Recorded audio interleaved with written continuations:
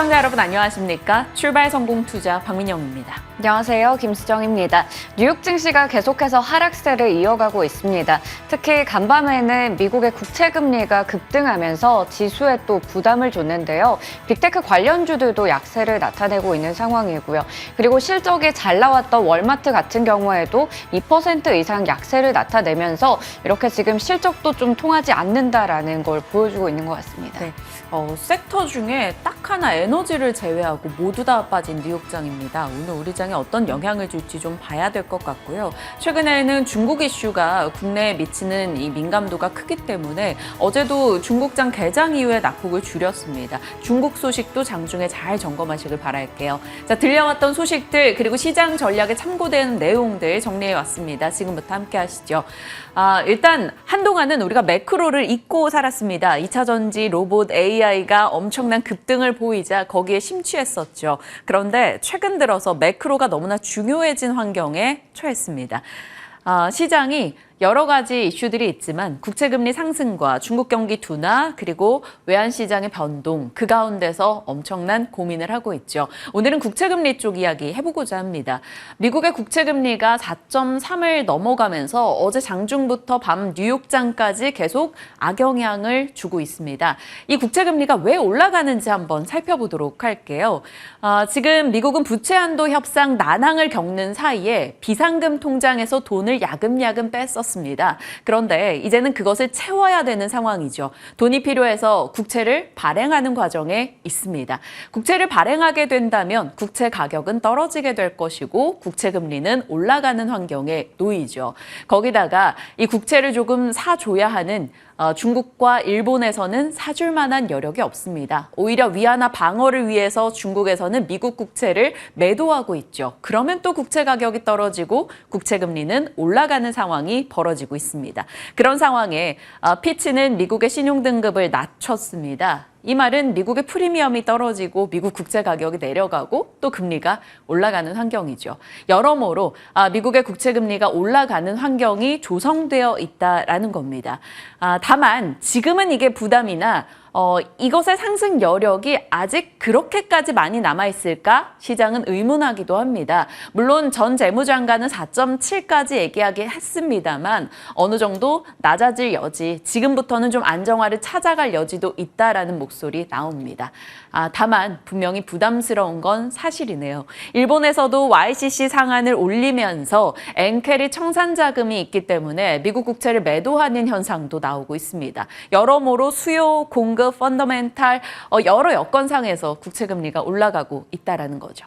그러면 지금부터 중요한 건 무엇일까요? 우리가 시장에 반전이 나올 만한 내용으로 기다려야 되는 것은 이 미국의 국채금리 상승이 제어되는가 그리고 달러와 위안화, 원화 이 흐름들이 기존에 알던 대로 좀 안정을 찾아가는가를 봐야 됩니다. 다음 주에 있을 잭슨홀 미팅에서 어떤 얘기가 나오는지 미국 증시가 반등하는지도 봐야 되고요. 중국 경기가 회복되는지 그리고 그로 인해서 이 요소들이 맞물려 한국의 주도주가 올라가는지 중요한 타이밍입니다. 지켜봐야 되겠죠.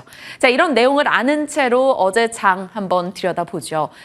그나마 어제는 괜찮았습니다. 전약 후강 얼마 만에 보는 걸까요? 일단 코스피는 약보합, 코스닥은 0.8% 오른 채 거래를 마쳤습니다. 중국장 개장 이후에 우리 장이 낙폭을 줄였는데요. 중국에서 이런 얘기가 나왔습니다. 중국 정부가 일부 펀드에 주식 매도를 자제하는 것을 요청했다라는 소식이 들려오고 있고요. 대규모 자금 공급을 하고 있죠. 중국 정부가 어떻게든 부양을 해보겠다라는 겁니다. 그런데 이것도 굉장히 놀라웠어요. 일부 펀드에다가 주식 매도를 하지 마라고 요청하는 것도 중국이니까 할 수 있지 않나라는 생각도 들었습니다. 며칠 전에 이제 청년 실업률 발표를 중단하겠다 한 것만 봐도 이 정도까지 한다라는 건 중국 경기가 얼마나 나쁜지 보여주는 게 아닐까라는 생각도 들었습니다. 자, 어찌됐건 중국에서 무언가의 움직임이 있다 보니까 국내장은 낙폭을 줄였고요. 코스피는 201선, 코스닥은 121선에서 반등을 했습니다. 초전도체 쪽에서 네이처의 반박으로 인해서 급락이 나왔어요. 7개 종목이 하한가로 가는 등 엄청난 하락이 있었습니다. 자, 이쪽에서 빠진 자금이 주도주, 2차 전지와 IT 쪽으로 유입이 됐습니다. 때마침 양극재 수출이 늘었다, 장비사들의 수주 잔고가 증가했다 등의 소식도 있었죠. 에코프로 그룹과 LNF 혹은 LFP, 실리콘 응급제 등의 종목에서 반등을 줬습니다. 반도체도 엔비디아 실적이 다음 주에 있다 보니까 그 기대감에 이수페타시스나 PSK홀딩스 등이 강세였죠. 최근에 반도체 쪽은 기관들이 엄청나게 매도해서 기관 수급 빈집이 되어 있다는 얘기도 있습니다. 그러면 엔비디아 실적 전후로 해서 만약 기관들이 담아간다면 좀 탄력도가 세지 않을까 이런 생각도 해볼 수 있겠네요. 자, 아이폰 증산 이야기 나오면서 IT 쪽도 강세였고요. 오픈랜 산업 육성에 5G도 올랐죠. 자, 많이 빠진 것은 초전도체, 리오프닝 덴탈 정도 되겠습니다.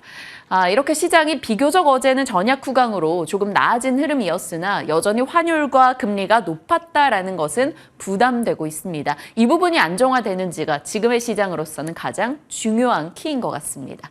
자, 상반기 대비 하반기 좀 힘들게 느껴집니다. 하반기 들어오면서 좀 달라진 것이 있다라는 미래에셋의 의견을 정리했는데요.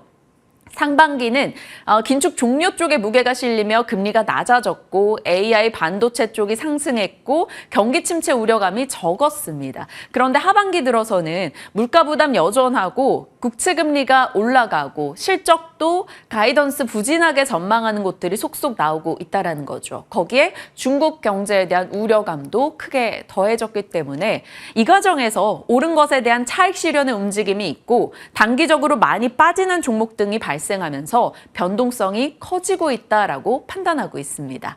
자, 이 중국 경제가 그리고 국채 금리가 지금으로서는 하반기 가장 많이 달라진 점이라고 볼 수 있을 텐데요.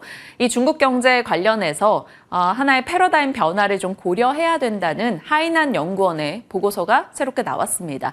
탈세계화 패러다임 속에서 엔터나 혹은 상사에 대해서 투자 의견을 줬고 시장에서 큰 호응을 받았던 하이난 연구원인데 이번에 새로운 보고서를 낸 거죠. 중국 리스크, 지금 벽견이라고도 하고 컨트리 가든이라고도 하는 이 부동산 개발 3위 업체의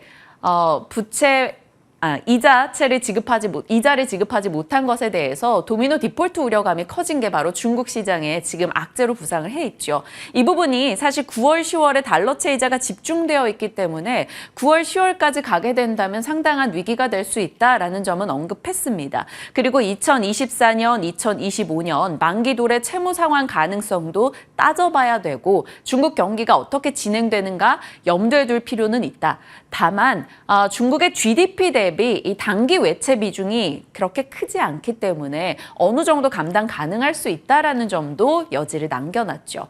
자, 여기서 포인트는 중국 경기가 둔화되고 있기 때문에 탈세계화 패러다임이 이제는 바뀌어야 될 것 같다라고 얘기하고 있습니다. 세계화, 새로운 세계화라고 하는데요. 중국의 경기가 둔화되고 있고 그 과정에서 한국은 미국향 수출이 늘면서 중국향 수출이 줄기 때문에 과거보다 중국 리스크 영향이 적다. 그리고 패권 싸움에서 지금은 좀 중국이 확 밀린 것이 느껴지기 때문에 미국 주도의 IPEF, 새로운 인도태평양 경제협의체 합의에 대한 선언을 앞둔 것을 주목하자라고 얘기합니다. 새로운 이 IPEF 합의 선언을 앞두고 그동안 미국이 보인 행보를 들여다봤더니 일단 반도체는 한국과 일본, 대만과 손을 잡고 광물은 호주와 인도네시아 그리고 중국을 대신할 국가로는 인도를 꼽고 있다. 그래서 그쪽 관련해서 수출이 잡히는 그쪽 관련해서 사업을 하는 쪽을 염두에 둬야 한다라고 이야기하고 있습니다. 어찌 보면 지금 당장 종목으로 무슨 영향이 있는 내용은 아니지만 큰 패러다임에서는 이 부분을 좀 염두에 두고 가야 되지 않을까 생각이 들어서 정리를 해봤습니다. 자, 그리고 드디어 이 소식이 나왔네요. 셀트리온과 셀트리온 헬스케어 흡수 합병 이야기가 어제 시간 외 뉴스로 전달이 됐습니다. 합병 기일은 12월 28일이 되겠고요. 신주 상장 예정일은 내년도 1월 12일입니다. 그럼 셀트리온 제약 어떡하지? 라고 생각들을 하고 있었는데 설명회에서 셀트리온 제약에 대해서도 코멘트를 달았습니다. 1단계 합병하고 나서 6개월 이내에 셀트리온 제약도 합병을 하겠다라고 이야기를 꺼내놨죠. 자, 이렇게 합병을 하면 어떤 것이 좋을까요? 개발과 판매를 따로따로 하던 걸 이제 같이 하기 때문에 원가 경쟁력이 개선되고 그것을 바탕으로 공격적인 가격 정책을 쓸 수 있고 시장 점유율이 늘어난다라는 겁니다. 그리고 따로따로 하던 걸 통일시켰으니까 투명성이 제고되는 각 장점에 대해서 회사는 기대하고 있습니다. 자, 셀트리온 헬스케어로 인해서 코스닥에 어느 정도 변동이 예고되고 있는데 그 부분에 대해서도 한번 주의하시면서 대응하시고요. 이 이슈에 대해서 어떻게 전략을 짜야 되는 것인가 진만쌤과 잠시 후에 챙겨가도록 하겠습니다. 자, 뉴욕장으로 갑니다. 뉴욕 증시 3대 지수 모두 다 밀린 채 거래를 마쳤습니다. 미국의 10년물 국채금리가 4.3을 넘어간 것 2008년 이후 처음 있는 일이기 때문에 당연히 부담되겠죠. 기술주와 빅테크가 많이 내려가면서 나스닥 쪽의 하락폭이 조금 더 컸습니다. 발표된 경제지표 내용을 보면 신규 실업상 청구 건수 줄었고요. 여전히 고용이 강하다. 필라델피아 제조업 지수는 크게 개선이 됐습니다. 여전히 경제가 강하다라는 것을 확인받았습니다. 클리브랜드 연은에서 낸 8월 CPI 같은 경우는 7월보다 올라왔습니다. 여전히 물가는 높다. 결국 국채금리 상승에 조금 더 압박을 가하는 내용들이 추가된 것이 되겠죠. 자, 섹터로 봤을 때는 에너지 제외하고 거의 모든 섹터가 다 밀렸습니다. 그 가운데서 테슬라는 또 3% 가까이 빠졌는데요. 리튬 공급 차질 이슈가 부각되면서 호주에 리튬 공급하는 업체와 법적 소송 이야기가 나왔습니다. 그러면서 3% 가까이 빠졌고요. 니콜라, 리비안, 루시드 등의 다른 전기차도 같이 밀렸습니다. 그 밖의 뉴스들로는 엑손모빌은 2% 정도 유가가 오르면서 상승했는데 인민은행 측에서 강력한 부양을 할 것 같은 예고를 하면서 좀 올라갔습니다. 자, 반도체 쪽 여전히 좋지 못하네요. 울프스피드 실적 내놨는데 실적 미스와 함께 목표가 낮춰잡는 움직임이 나오다 보니까 17% 급락하는 현상이 있었습니다. 자, 그리고 하나 이슈가 눈에 띄길래 넣어봤는데요. 스마트폰 교체 수요가 줄고 있다라고 합니다. 그래서 아이폰 차기 신작에 대해서 증산 얘기가 있었음에도 불구하고 애플이 오늘 밀려나기도 했고요. 이런 스마트폰 교체 주기가 길어지다 보니까 통신 장비 쪽도 조금 영향을 받았습니다. 이들 주가 오늘 같이 내려간 채 거래 마쳤네요. 자, 좀 세세하게 맵으로 볼까요? 전반적으로 하락이 조금 우세했다라는 것을 우리가 확인할 수 있고요. 에너지 쪽의 강세가 눈에 띕니다. 그 밖에는 모더나나 화이자와 같은 헬스케어 쪽의 강세도 있었고요. 자, 다만 여러 가지 이슈는 많았어요. 로젠블란트 증권에서 엔비디아 목표가를 기존 목표가 대비 85%나 상향했습니다. $800까지 올려잡는 흐름이 있었는데 그럼에도 불구하고 오늘 엔비디아는 상승으로 끝나지 못했습니다. 약보합이었고요. 시티그룹에서도 아이폰 차기작 나오기 전에 애플 매수해라 라는 의견을 냈음에도 일단은 애플 떨어진 채 거래 마쳤습니다. 실적으로는 앞서 수정 앵커 얘기 주셨다시피 월마트 실적이 있었는데요. EPS와 매출이 모두 다 예상을 상회했습니다. 그런데 매출 성장이 조금 둔화된다라는 지적이 나오면서 월마트, 코스트코 모두가 빠졌고요. 일단 어플라이드 머티리얼즈 반도체 장비사도 실적을 내놨는데 괜찮았습니다. 그래서 시간외에서 강세 움직임을 나타냈죠. 요거 하나가 걸리네요. 계속 금리가 올라가다 보니까 30년 만기 주택담보대출 금리가 7%를 돌파했습니다. 그러다 보니까 누가 집을 사겠냐 이런 얘기가 나오고 있죠. 그래서일까요? 일단 건설과 주택 테마가 오늘은 가장 많이 밀렸습니다. 5% 이상 빠졌다라는 점도 참고해 두시죠. 자, ESS 얘기가 요즘 많이 나오네요. 어제 산업부가 저장산업 발전 전략 10월에 발표한다고 했다. 이 내용 전해드렸는데 또 밤사이 이제 제주 출력 제어 완화 위한 대규모 ESS 구축한다라는 얘기도 추가가 됐습니다. 자, ESS 얘기가 종종 나오는데 에너지 저장 시스템입니다. 에너지를 저장하는 모든 시스템을 통칭한다라고 보면 되는데 뭐 댐도 될 수 있고요. 각종 배터리도 되겠습니다. 전력망 부담을 줄여주고 전력망을 안정화시키기 때문에 신재생으로 갈수록 ESS가 필요하다라는 얘기는 기존에 계속 나왔었죠. 그런데 지금 북미나 유럽향으로 놓고 봤을 때 ESS 설치가 늘어날 수밖에 없는 구조입니다. 그런 가운데 대신증권이 ESS 때마침 어제 보고서를 냈습니다. 글로벌 ESS 1위 업체인 플루언스 매출 가이던스가 계속 상향되고 있다라면서 관련한 종목들을 제시했고 그중에 서진 시스템을 탑픽으로 얘기했죠. 어제 서진 시스템 긍정적인 흐름이 나왔습니다. 다만 밤사이에 이 플루언스 주가는 한 6% 밀려나기도 했기 때문에 일단은 ESS 얘기가 많이 나오는구나 이 정도 참고 정도 하고 지나가시길 바랍니다. 산업 뉴스입니다. LNF가 코스피 이전 상장 검토 중이다. 이사회 통해 확정하겠다라는 소식을 전하기도 했고요. 마이데이터 얘기가 나오는데요. 마이데이터 얘기하면 관련주로 이렇게들 꼽습니다. 그중에 유비벨록스가 이틀 전에 실적 내놨는데 너무 좋았어요. 그래서 어제장 주가 올라가기도 했죠. 이런 이슈가 있구나. 체크하시고요. 시간 외에서는 성신양회, 인트론바이오, 나인테크 이런 쪽 종목도 괜찮았고 어제 장중에 화장품이 다 밀렸었는데 시간 외에선 이들이 좀 반등을 주기도 했습니다. 어떻게 바라봐야 될지 체크해 두시길 바랍니다. 자, 여러 이슈 점검했고요. 이제 섹터 이슈로 들어가 보도록 할게요. 오늘은 조금 다른 스토리로 새로운 이슈 좀 전해주신다고요? 네, 지금 시장이 너무 어렵습니다. 그러다 보니까 앞서 미국에서도 실적을 잘 냈지만 이렇게 주가에 반영이 안 된 기업들도 있었잖아요. 네. 이럴 때 우리가 좀 다르게 한번 생각해 보면 어떨까요? 기관들이 사고 있는 쪽을 한번 보면 어떨까라는 생각도 듭니다. 그리고 하반기이기 때문에 좀 배당 매력이 있는 방어주 역할을 할 수 있는 종목들 한번 네. 찾아보도록 하겠습니다. 오늘 관련해서 준비를 좀 해봤는데요. 먼저 시장에 대한 이야기부터 한 번 더 짚고 가겠습니다. 어제 장에서 코스피는 내리고 코스닥은 올랐습니다. 물론 전체적으로 봤을 때 시장이 지금 좀 불확실한 모습은 여전합니다. 코스피 지수는 어제 0.23% 정도 하락했죠. 지난 5월 이후에 석 달 만에 장중에 2,500선을 이탈하는 모습도 보여주기도 했습니다. 일단 종가 기준으로는 다행히 2,500선을 넘어선 채 마감이 됐지만 여전히 지수는 좀 박스권을 오가고 있죠. 코스닥 지수 같은 경우 장중에 860선까지 뚝 떨어지기도 했습니다. 하지만 물론 오름세로 전환을 했습니다. 그럼에도 불구하고 우선은 900선을 회복하지 못한 채로 마감이 됐습니다. 지금 전체적으로 시장에서 압박을 주고 있는 것은 중국과 미국의 경기 상황이 될 텐데요.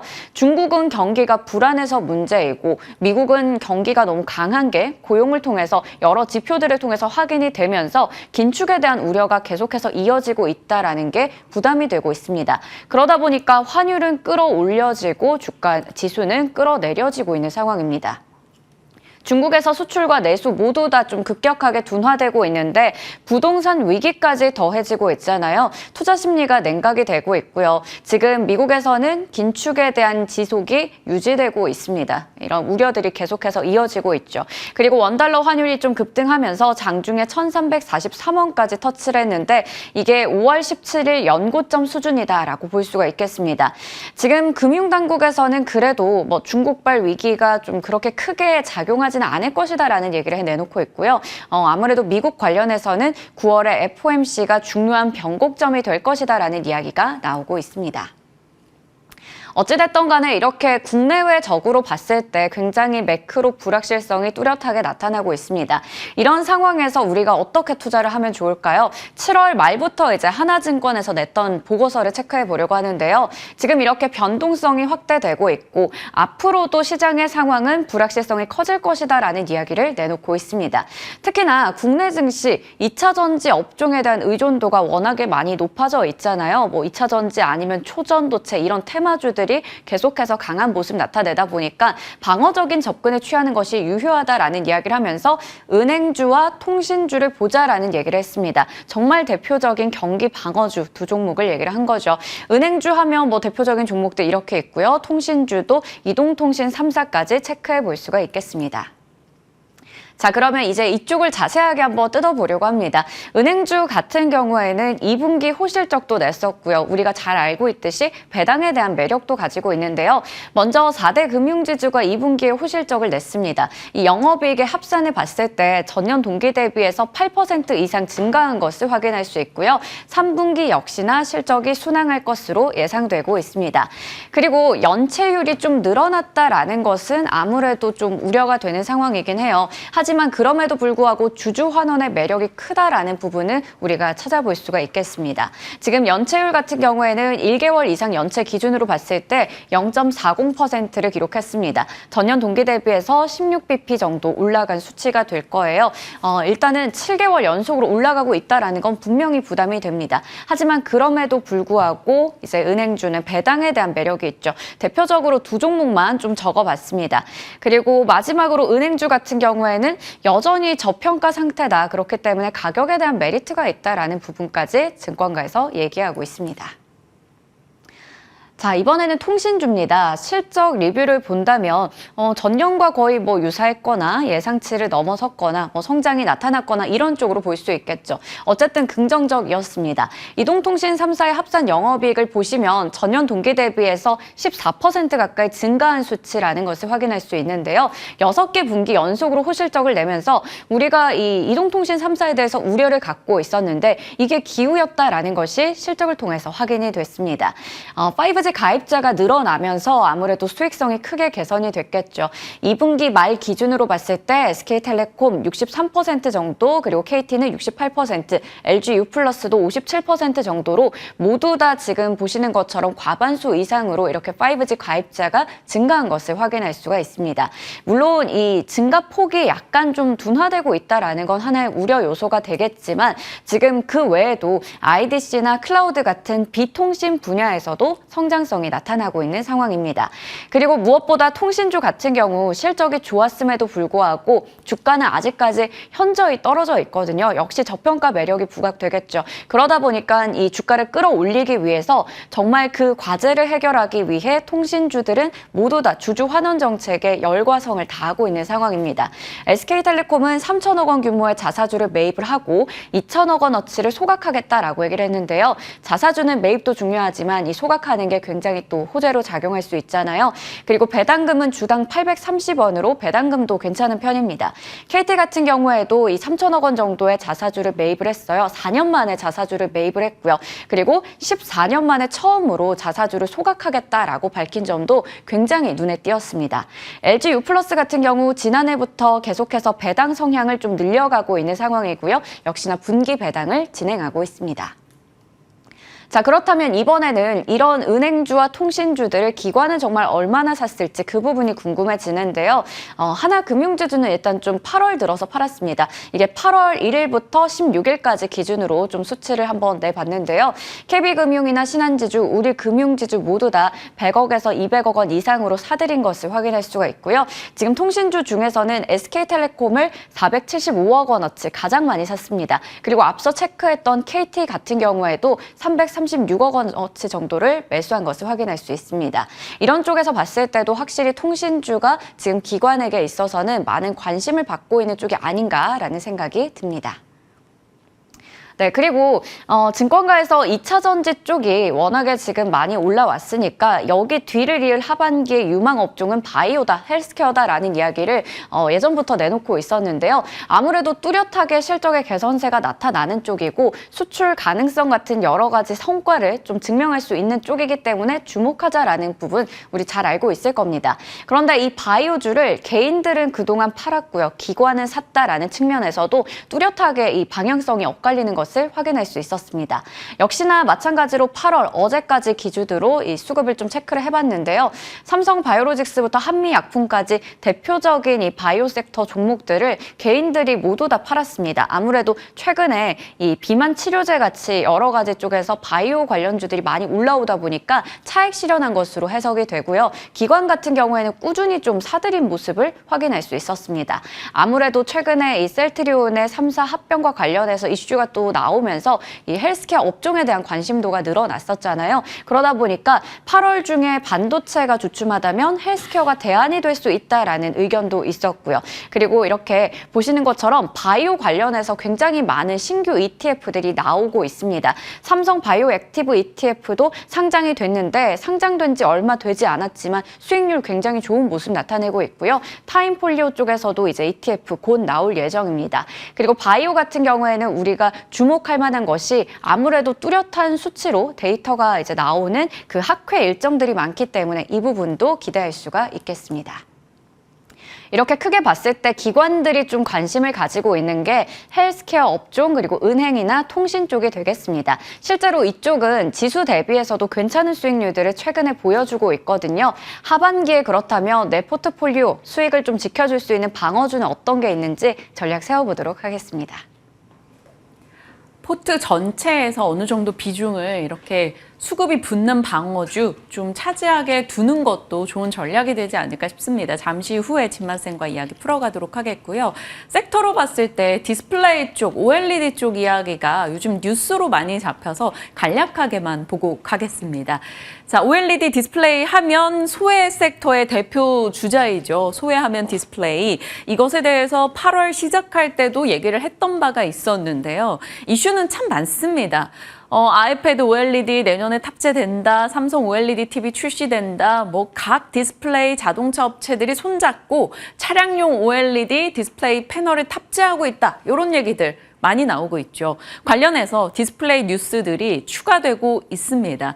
어제도 디스플레이 업계가 OLED 투자한다, 혹은 투명 OLED 77인치 연대 양산한다, 뭐 슬라이더블 OLED 나온다, 뭐 이런 얘기 계속 나오고 있습니다. 얘기는 많은데 참 주가가 그 뒷받침을 못 해주고 있는 최근이죠. OLED 생태계는 정말 느리게 확산되고 있습니다. 생태계가 확산되고 정말 돈을 버는 것을 제대로 보여줘야지만 주가가 올라갈 텐데요. 일단 뉴스가 많이 나오고 있다. 요거 체크하시고요. 밸류체인 종목들 기술적인 자리가 어떻게 되는가 한번 보시면서 이 틈을 타서 OLED 쪽도 한번 알아두시면 좋을 것 같습니다. LG 디스플레이 OLED 밸류체인입니다. 야스나 선익 시스템 많이 거론이 되기도 하고요. 그 밖에는 아바코에 대한 이야기도 꽤 나오죠. 그리고 디스플레이 소재 쪽도 많이 언급이 됩니다. 삼성 디스플레이 OLED 밸류체인입니다. 소재 쪽은 이렇게 정리할 수 있을 것 같고요.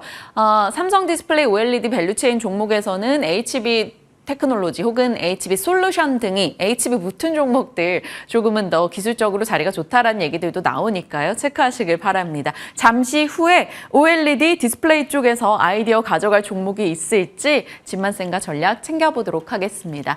자, 다양한 시장에 대한 이야기 풀어가시죠. 지금 출발합니다.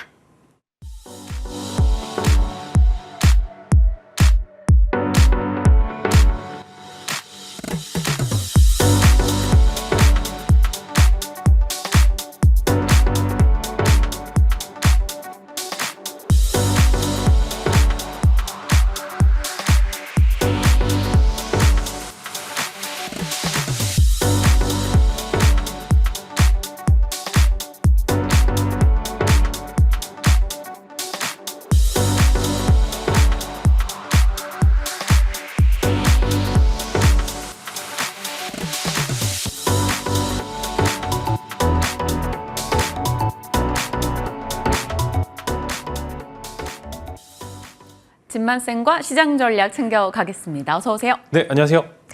어제는 그나마 좀 숨통 트이는 느낌이었어요. 전약 후강으로 끝났고 물려도 주도주의 물리라는 말이 맞는 것인지 2차 전지 반도체 쪽이 그래도 어제 회복을 좀 보여줬습니다.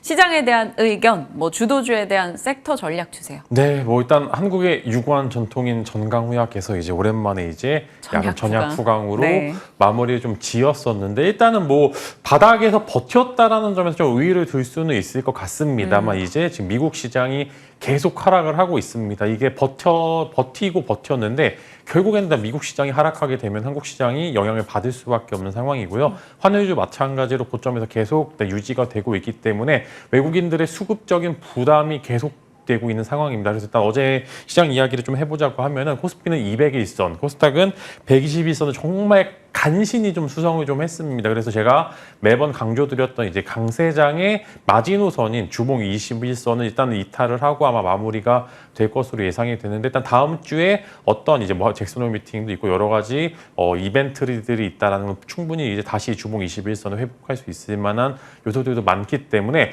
이번 주도 중요하고요. 다음 주도 중요하고 이게 이제 두 주가 정말로 이제 하반기 수익률을 결정할 수 있을 만한 가장 큰 중요한 그런 이제 시장 시장이다라고 말씀을 드리면서 일단 어제 버티긴 했습니다. 오늘도 마찬가지로 이렇게 좋지 않게 시작을 할 것으로 예상이 되고 있는데 전반적으로는 기술적 반등으로 일단 마무리가 될 것 같습니다. 왜냐하면 지금 단독으로 한국 시장만 좋기에는 너무 외부 환경이 안 좋습니다. 이제 오기 전에도 국채금리도 높고요. 네, 이제 사실 오기 전에도 뭐 이제 홍다의 미국 법원에 이제 파산 신청을 좀 했는데 네. 이렇게 되면 중국이 계속적으로 이제 경기 부양을 해야 되고 그 자금은 뭐 미국 채권을 지금 판매를 함으로써 자금으로 쓸 수밖에 없는데 그렇게 되면은 계속적으로 미국 채권도 안 팔리게 되면서 이제 시장이 계속 지금 이제 매크로적인 측면에서 좋지 않게 될 만한 요소들이 아직 산재를 하고 있기 때문에 이게 해소가 되지 않는다라고 하면은 반등이 나온다고 하더라도 일단 기술적 반등에 로 일단 이제 좀 그쪽으로 좀 시선을 집중을 하면 좋을 것 같고요.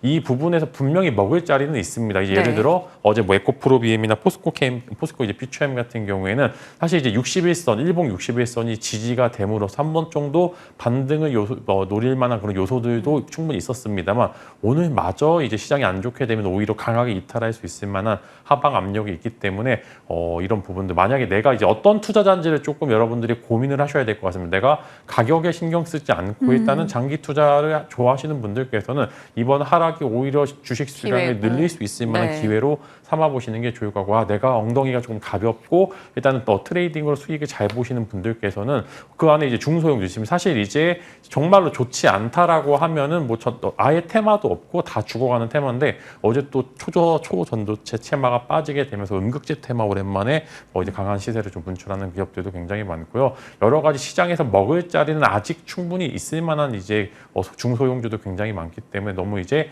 쫄기보다는 내가 어떠한 투자자인지를 잘 체크를 하셔서 맞게 좀 대응을 하시는 게 좋을 거고 내가 정말로 단기 트레이딩 잘 못하는데 굳이 단기 트레이딩을 하실 필요가 없는 거고요. 엉덩이 무거운 투자, 즉 장기 투자를 하기 어려운데 굳이 단기 투자를 목적으로 이제 그런 주식들을 사시는 그런 전략을 쓰시는 것보다는 조금 이제 내가 맞는 그런 이제 몸에 맞는 투자 방향을 한번 잘 체크해 보자라는 말씀 드리겠고요. 어제 다행인 거는 오랜만에 좀 기관 쪽에서 좀 매수가 들어왔습니다. 보통 기관이 바닥을 다지고요. 그다음에 외국인들이 상승을 좀 끄는 게 최근에 한국 시장의 트렌드인데 어제 오랜만에 기관 투자자들의 좀 바스켓 매매가 들어와서 2차 전지 좀 대형주 혹은 이제 코스닥 대형주에 좀 바스켓 매매가 많이 들어왔는데 이게 지속될지 여부가 중요하다라는 점 오늘도 마찬가지로 하락 시작 충분히 할 수 있습니다만 기관이 또 바닥권에서 프로그램 매수가 들어온다라고 하면은 어제처럼 전약 후강도 충분히 보여줄 수 있기 때문에 오늘의 포인트는 기관의 프로그램 매수가 언제 들어오는지 여부를 잘 체크를 해보시는 게 좋을 것 같습니다.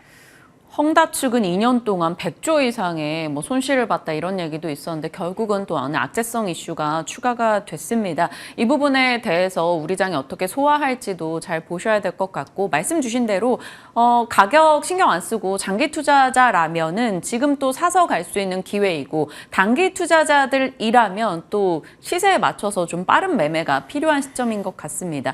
요즘에 8458 전략 이런 게 있더라고요.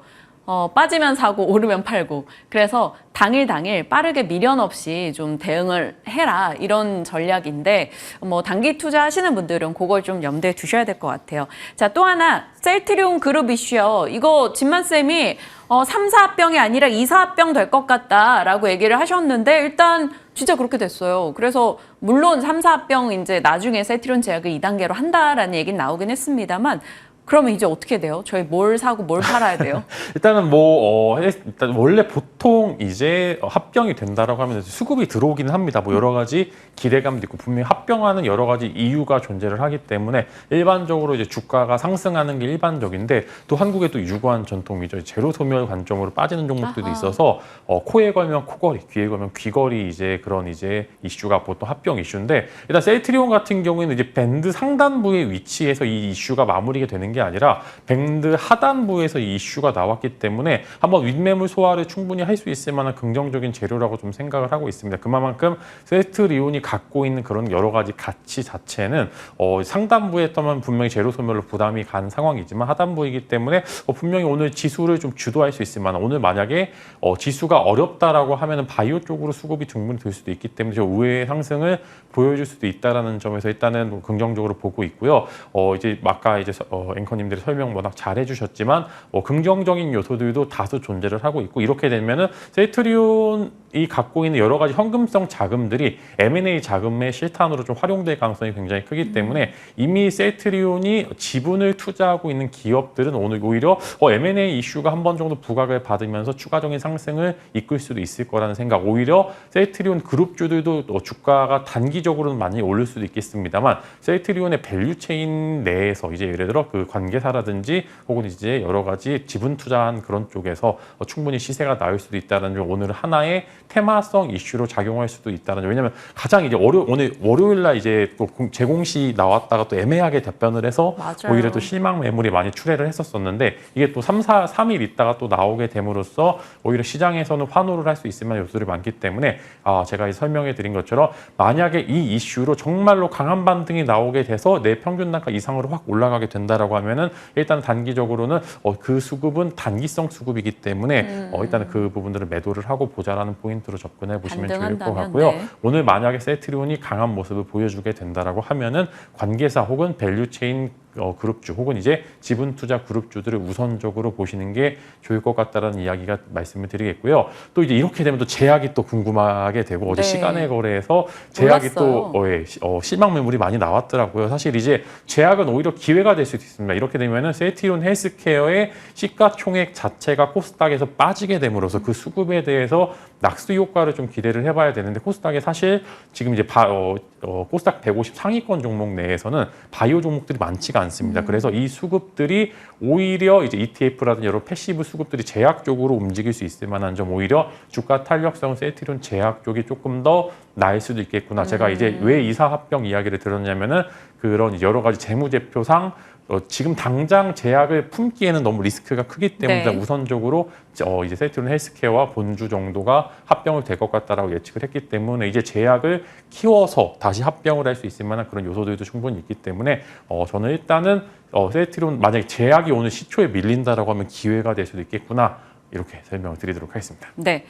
화요일이었죠. 셀트리온 그룹에 대한 질문을 드렸을 때 셀트리온 헬스케어와 셀트리온 이사합병 가능성에 대해서 얘기해 주셨고 실제로 일단 어제 이사합병 우선 하겠다. 그리고 셀트리온 제약 이후에 6개월 뒤에 하겠다라고 얘기를 했습니다. 셀트리온 헬스케어 등이 이제 뭐 강한 반등이 나온다면 일단 이 챙겨보자라는 전략이고 셀트리온 제약이 의외로 좀 매력적인 대안이 될 수 있다라고 내려주셨으니까 저희 참고하면서 시장 들여다볼게요. 자, 수정 앵커의 아이템으로 넘어가 보겠습니다. 기관 수급이 유입되고 있는 방어주라는 스토리를 짜서 이렇게 브리핑을 해주셨는데 여기에 대해서 어떤 전략을 주실지 궁금해요. 네, 일단 뭐 기관 투자자들 혹은 이제 외국인 투자자들도 지금 한국을 주도를 하고 있다. 기관 투자자들의 주요 목적은 수익을 내는 겁니다. 네. 그래서 이제 돈을 쉴 새 없이 돌려야 되는 게 이제 기관 투자자들의 이제 포지션인데 방어주를 산다라는 것은 일단은 내가 언제든지 팔 수 있다라는 점, 이제 주가 상승률이 좀 제한이 되기는 있습니다만 언제든지 그 돈을 빼서 기술주들로 갈 수 있다는 그런 모습들을 보여주는 건데 일단은 최근에 워낙 시장이 어렵고요. 에너지 쪽이나 이제 하반기 때 뭐 경기 침체의 요소들한 혹은 인플레이션이 상승을 함으로써 여러 가지 방어주들이 시장의 대안으로 나오고 있고 그다음에 실제로 주가도 이제 하단부에서 조금씩 올라가고 있고 이제 실제로 수급도 너무나 좋은 게 사실입니다. 근데 현재 시장의 트렌드는 방어주 성격의 종목들을 일부 갖고 정말 매력적인 자리에서 매수를 한다면 정말 포트폴리오의 일부 자리를 내어줄 수도 있겠습니다만 지금 현재는 기술주들이 단기 반등 때 너무나 강한 모습들을 보이고 사실 어제도 에코프로가 8%, 포스코 그룹주도 정말로 이제 강한 반등이 나왔는데 원래 이제 이렇게 대형주들이 5% 이상의 반등이 나오는 게 정말 쉽지 않은 이제 이전의 과거 사례들이었는데 요즘은 이런 부분들이 정말 많이 나오고 있습니다. 그래서 내가 포트폴리오를 구성을 한다라고 하면은 이제 방어적인 성격은 정말로 매력적인 구간에 있는 은행주라고 하면 저는 현재 정말로 사도 된다라고 좀 코멘트를 드리고 싶고요. 그게 아니다라고 하면 정말 포트폴리오 일부 비중을 주는 건 맞습니다만 지금은 일부 정말로 큰 비중 같은 경우에는 기술주들 혹은 이제 성장주들을 저점에서 잘 매수를 하는 게 현재 훨씬 더 수익률을 극대화할 수 있는 전략이다라고 좀 코멘트 드리면서 투트랙 전략을 쓰시는 게 좋습니다. 분명히 일부는 방어적인 성격을 지니는 게 맞고요. 하반기 하반기 가면 갈수록 정유 쪽이라든지 여러 가지 화학 쪽 반등에 나올 수 있을 만한 요소도 충분히 있고요. 은행주들도 마찬가지로 연말이 다가오면 다가올수록 배당에 대한 메리트가 당연히 커질 수밖에 없고요. 분명히 이제 주주환원책도 많이 늘고 그다음에 이제 주가도 그렇게 높지 않은 상황이기 때문에 저는 뭐 포트폴리오 내에서 배당주 혹은 이제 방어적인 성격을 지니면 현재 은행주만 관심을 두는 게 좋을 거고 통신은 여러 가지 불확실성 요소들이 네. 많기 때문에 일단 은행주 쪽에 손을 들고 나머지는 성장주들을 저점에서 잘 매수하는 그런 자금으로 활용해 보는 게 좋을 것 같다라고 말씀을 드리면서 뭐 은행 비중은요? 그럼 어느 정도 저는 이제 한 포트에서? 20% 비중 정도는 충분히 가능하다고 꽤 보고요. 크네요. 분명히 네. 다만 이제 한 종목 정도만 컨택을 해보시는 게 좋을 것 같고 배당 성향이 높고 뭐 주주환원책이 최근에 많이 나오는 그 기업들 뭐 KB금융주주나 우리 쪽도 충분히 관심 가져볼 만한 요소들이 많다. 다만 포트폴리오의 대다수는 성장주 위주로 하는 게 일단은 좋을 것 같다. 이렇게 전략을 말씀을 드리도록 하겠습니다. 네, 알겠습니다. 이제 다음 섹터가 디스플레이 쪽입니다. 제목이 참 딱 지금 이 섹터를 표현해 주는 것 같아요. 소외됨에도 꿋꿋한 투자.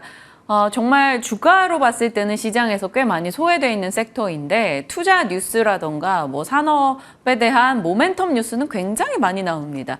이 OLED 디스플레이 쪽에서 괜찮게 보시는 종목 있으신지 아니면 일단 시장이 지금 매력을 못 느낀다면 살짝 밀어놓고 봐야 되는지 궁금해요. 네, 사실 반도체랑 비슷하게 사이클 산업입니다. 사실 이제 뭐 경기 침체에 대한 요소들 반도체 당연히 피할 수 없고 실제로 지금 이제 OLED 대형주들 혹은 이제 중소형주 실적 보면 정말 처참합니다. 네. 뭐 전년 대비 뭐 마이너스 90%인 종목들도 많고요. 적자 전환한 기업들도 굉장히 많고 그만큼 지금 올해 그다음에 3분기, 4분기도 마찬가지로 그리 녹록치 않을 만한 외부 환경이 지속이 될 것 같은데 결국에는 쓰임새는 늘어난다는 점이 사이클 산업의 가장 큰 장점입니다. 그래서 바닥을 잘 잡았을 때 사이클 산업의 매력도는 훨씬 더 높아지고요. 반도체도 마찬가지로 저는 2차 전지 오를 때 반도체 코멘트 드리면서 얘들도 어차피 오를 거기 때문에 저점에서 담아두시면 좋을 거예요라고 코멘트 드린 것처럼 OLED도 마찬가지입니다. OLED도 바닥권에 있었을 때 매력도가 천정이 높아지는 그런 상황이기 때문에 여러분들도 관심 가져보시면 좋을 것 같고 왜 관심을 가져야 되냐라는 질문에는요. OLED도 반도체도 그렇고 OLED도 그렇고 결국에는 매년 매 분기 투자를 해야 되는 상황입니다. 즉 여러 가지 경쟁 업체들 간에 치킨 게임들이 이어지고 있는 상황이고요. 한국 같은 경우는 뭐 삼성 디스플레이와 LG 디스플레이가 뭐 BYD 같은 여러 가지 중국 기업들과 계속적으로 경쟁을 하고 있는 상황이고요. 마찬가지로 이제 2차 전지뿐만 아니라 OLED 또한 중국을 조금 견제하려는 이제 미국의 여러 가지 액션들이 나오고 있기 때문에 지금 격차를 벌려두는 게 훨씬 더 매력적인 상황입니다. 그래서 여러 가지 기업들 사실 이제 자금난이 가장 심화될 수 있을 만한 시기임에도 불구하고 LG 디스플레이도 마찬가지로 1조 원을 빌려서 투자를 하는 상황이고요. 삼성 디스플레이도 마찬가지로 초격차 전략을 보여주려고 여러 가지 투자를 하기 때문에 대형주들은 안 좋을 수가 있습니다. 왜냐하면은 지금은 버텨야 되는 상황이 대형주기 때문에 지금은 그렇게 매력적인 않습니다만 중소형주들은 충분히 테마 타고 움직일 수도 있고요. 여러 가지 긍정적인 요소들도 많이 존재를 하고 있고 실제로 OLED가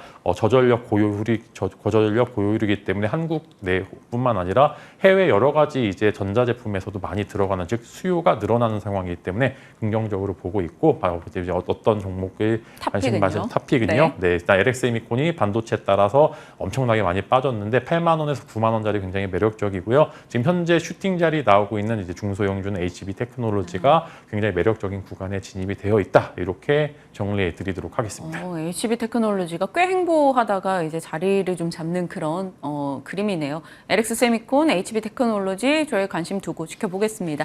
이제 집만 스픽 열어봅니다. 국내 전해질 전해액 기업 저점 매수 유효 구간 뭔가 첨보? 네, 그죠? 네.